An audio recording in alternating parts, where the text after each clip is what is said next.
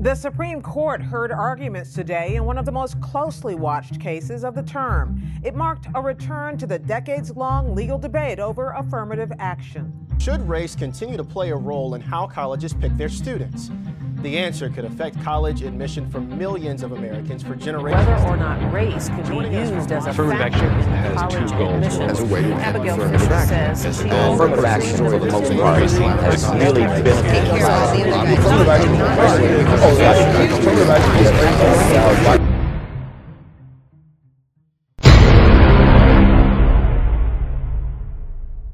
That you have to fit into. So I'm going to bring up a few hypothetical students, and I just want to see, are these people going to be accepted or are they not? A hardworking carpenter, and he's a community organizer. He sacrifices for others. He's a leader amongst his friends. He enjoys water sports. And was brought up by an absentee father. But he's had trouble with the law. He never took his SATs.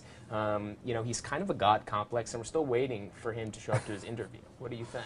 I think that's a little bit of a problem. Didn't take the SATs, yeah. No interview. Yeah.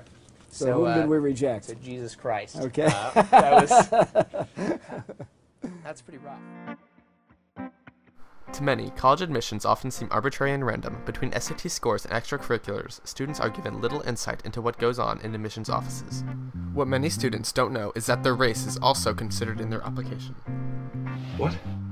Due to affirmative action laws issued by President Lyndon B. Johnson in 1965, the United States has adopted affirmative action policies which aim to correct the effects of past and present discrimination. Affirmative action in relation to college admissions is the practice by which minority group members such as African, Asian, and Hispanic Americans are given a higher priority to encourage campus diversity and cement opportunities for said minorities. In 1965, this concept was consistent with the civil rights movement and was heralded as a counter to racism. However, affirmative action, especially in the case of college admissions, is often counterproductive to its very cause. In the words of the Daily Trojan, if administrators do not want to judge minorities by the color of their skin, they have to refrain from using race as justification in university admissions. Giving minority groups an advantage in college admissions is unfair and does not encourage a system rewarding those who put forth exemplary effort in high school. A 2005 study by Princeton sociologists collected data concluding that the weight of an SAT score varies from race to race. With white test takers as the control group, Hispanic test takers are given a 185-point advantage, and African American scores are inflated 230 points in the eyes of competitive universities. On the other hand, Asian American scores are deflated 50 points.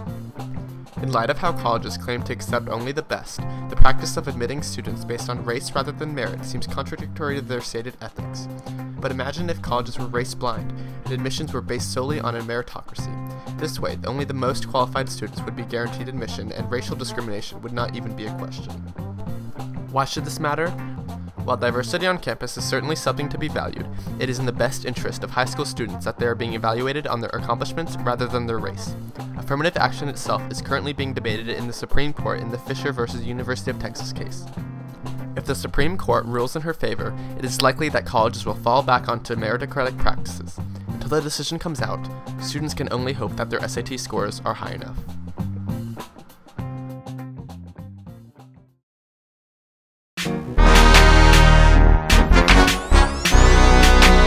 Moral of the story is, and the moral of the story is, till your arms fall off, till your abs get hard, and your moral of the story is